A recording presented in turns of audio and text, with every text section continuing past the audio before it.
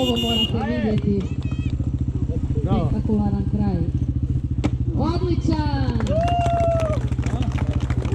Ljudi, moramo priznati da smo mi iz udruge Srce posebno impresionirani ovim današnjim događajem. Kao prvo impresionirani smo time što ste vi uopće stvorili inicijativu da organizirate ovakav jedan jaki skup sa humanitarnim značenjem, da skupite novac za udrugu Srce. Zahvaljujemo se svima vama koji ste u tome sudjelovali.